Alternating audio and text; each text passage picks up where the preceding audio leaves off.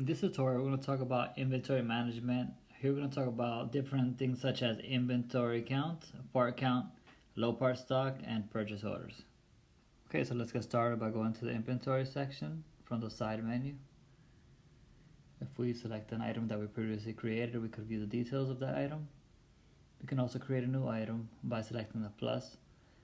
We can add a name there. As you can see, the SKU number is already assigned to it. You could change it. You can add a price to it and the cost. Here you're going to select the type, if it's a part, an accessory, recycle, or other. You can add a barcode and the initial stock. Also set if it's taxable or if it's non-taxable. So here we're viewing the item that we just created.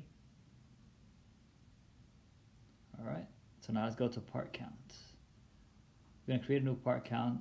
Of course, part counts are very important. You want to make sure that everything is up to date. Normally this is done on a daily basis. So here you're just selecting the parts. Once we have our part count done, we can submit it. Alright, so here you can view the part count. We can see the details of who submitted it, the time, and the date. Okay, so now we're going to go with inventory count. You can add a new inventory count. This is going to be all the products. It will include parts, accessories, everything that you added there. So you're going to go through this list. You can do a search if you want to search something quickly. Just add or remove. This will also update your stock, so keep that in mind. We're done, we're going to submit it. You can also see the details here of the time, the date, and who submitted it.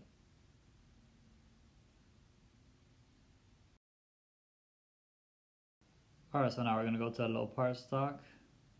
Here you can view all the items that are lower than whatever we assigned it. If we change this to 5, we're going to see all the items that are lower than 5 in stock. This applies only to parts. We can update it to a different number. And we have the option to email the list. Let's say we could email to ourselves and just to know what's low in stock. So here we're emailing it to ourselves. And we just emailed it. Okay, so now we're going to go to purchase orders. If we select the purchase order that we previously created, we can see the details here. Now let's go and create a new purchase order. Alright, so we're going to start by adding a vendor. If you had already previously added a vendor, you could just select the vendor you created. So here we're adding the company name. This is just a made up vendor for this tutorial. We're going to add an email. They'll be receiving this list through email, so it's important that the email that you add there is a real email, because they will be receiving this after you submit it. Alright, so on the left we're adding the items that we want to receive. So you just select the items from your inventory list.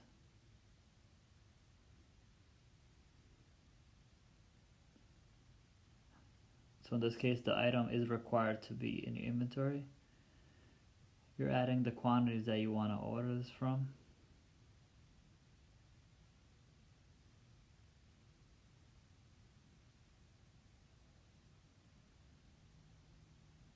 Alright, so we're going to submit the new purchase order. Forgot to select it, so let's go select the vendor that we just created and submit it. Success. At this point, we send the purchase order. We haven't received it yet. Once we receive it, our stock will be updated. So here we're receiving it, and that's our purchase order. Thanks for watching this tutorial. Feel free to go to the App Store and you can download RepairSpots and you can start your free 30-day trial. You can also go to our social media and view all the content that we have there to offer. We're always posting updates on new releases and new features. If you have any questions, you can always reach us at info@repairsdeposit.com. Thanks for your time.